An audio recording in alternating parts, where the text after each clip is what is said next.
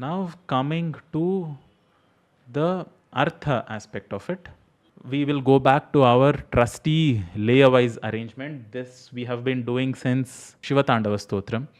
So we have been using this layer-wise arrangement since then, where we look at the key idea which is being conveyed in the shloka, and then we look at all the child layers. So what is the key idea? This is the key idea. So if that is the key idea, what are the other words? How do the other words connect to that key idea in layer-wise format? And if there are any other layers which are grouped below it, it means this word corresponds to this word, and this word corresponds to this key idea back up again. So there are three key ideas being presented in this mantra. So there is Havamahe, A, Sida. These are the Kriya Padas. So these are the three main ideas. What does the first word mean? Havamahe is we do it. We perform that activity as a group. Havamahe is Uttama Purusha Bahuvachana Prayoga. So we as a group do it. What do we do? Havamahe. None of these translations, I have done these translations, but I'm not happy with them, because Sanskrit as a language, when it's translated to any other language, loses a lot of its essence. But just so that we can get a grasp, feel of what is being conveyed, Havamahe is irreplaceable.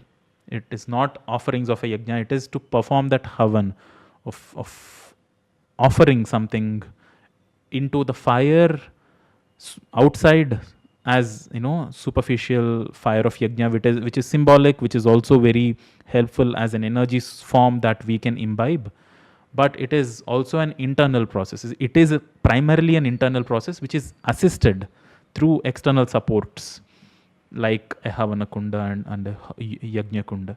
So we do that process of Havamahe. We submit our offerings of Yajna, a very loose translation, even if it is, I try to keep it as accurate as possible. It is not some sort of a sacrifice. It is an offering into a Yajna. We do that Havamahe. Whom do we offer it to? To Tva, to you. So this is happening as if Ganapati is there in front of us. This is happening in, is addressing Ganapati directly. Who is that Ganapati? The other words are all adjectives.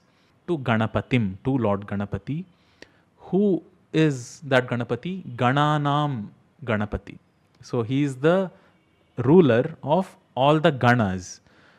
Now once again, what are these Ganas? Who are these Ganas? Are these attributes and qualities? Are these just groups of every kind of attribute out there in creation? Or are these the Shiva's Ganas, who are all these goblins and ghost-like creatures who are the retinue, who are the followers of Lord Shiva? It is all of that. If we want to look at it like a story, it is the Shiva Ganas. If we want to look at it as abstract concept of creation, it is all the Sattva, Rajas, Tamas and all the other gunas that are present within us.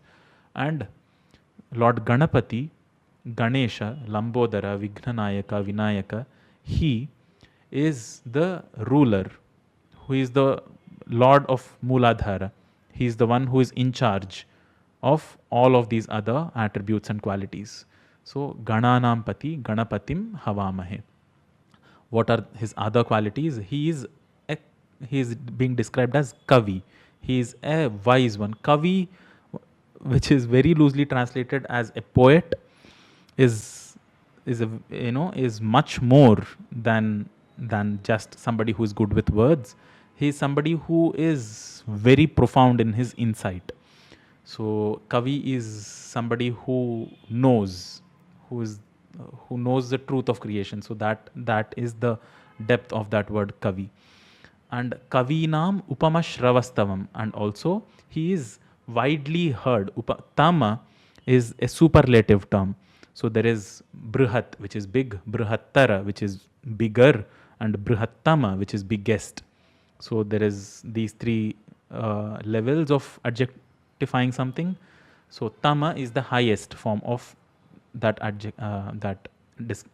description. Brihattama or Shravastama, Upama Shravastama. He is the one who is widely heard and renowned as the best of these wise ones, of kavis. Kavinam upamashravastamam havamahe. So that is why we have arranged the words in this order.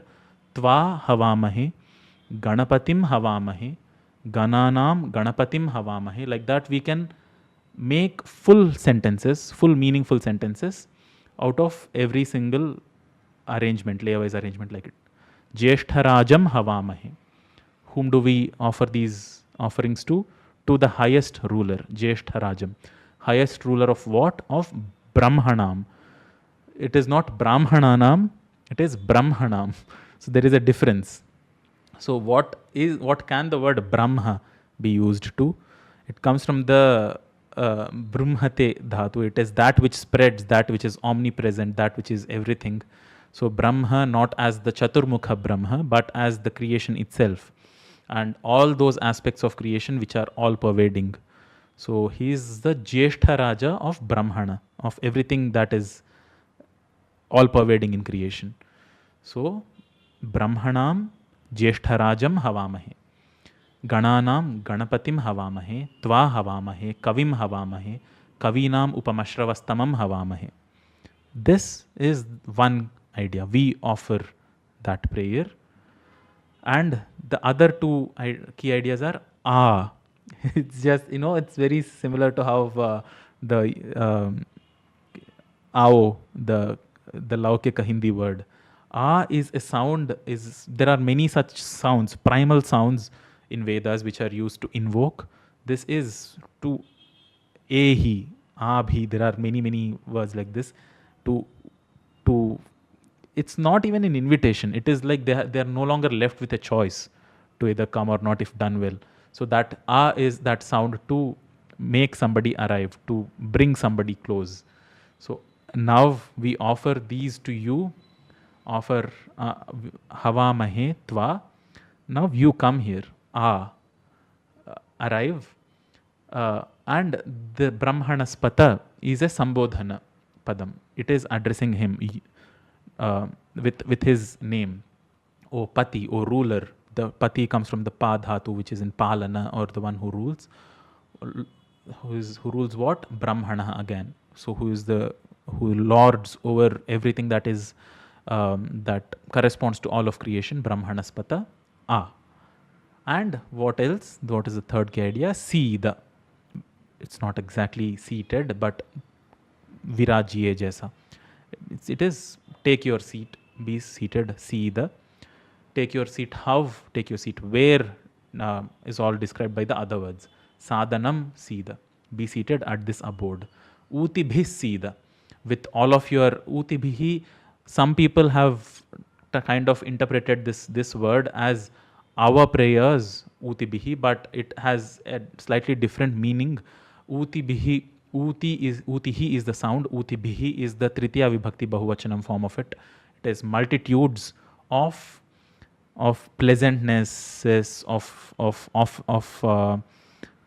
of bestowings.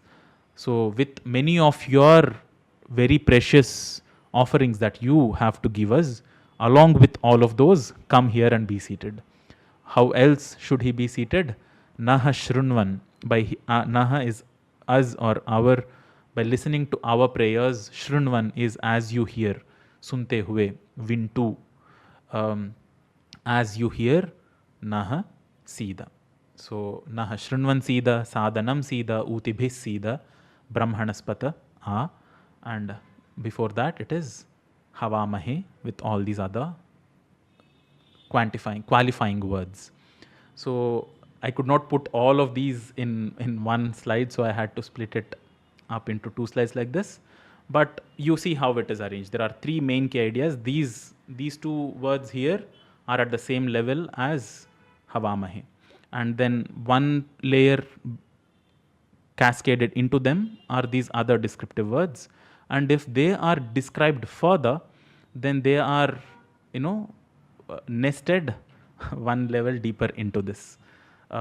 So I hope this clarifies the meaning of the Mahaganapati mantra. Meaning is secondary when it comes to Vedic chants, And I know so far when we were, dealing with stotras and stutis, I've always emphasized on understanding something and emotionally connecting with something before you chant it and take it up as sadhana. But especially when it comes to Vedic chants, it does matter if you understand them or if you emotionally connect with them, but the primary importance goes to how you chant them, because here the importance to the sound is paramount. There is so much more in uh, beyond emotion and beyond meaning that is happening with these sounds. And of course there is so much intricacy. There are hundreds of different schools of Veda Pathanam. There are of course the four Vedas, and every Veda has its own shakha. And between different cities, between different places, there are slight nuances in chants. But all of them follow these three swarasthanas. All of them have extreme, emphasis on sticking true to those chants and how it is uttered.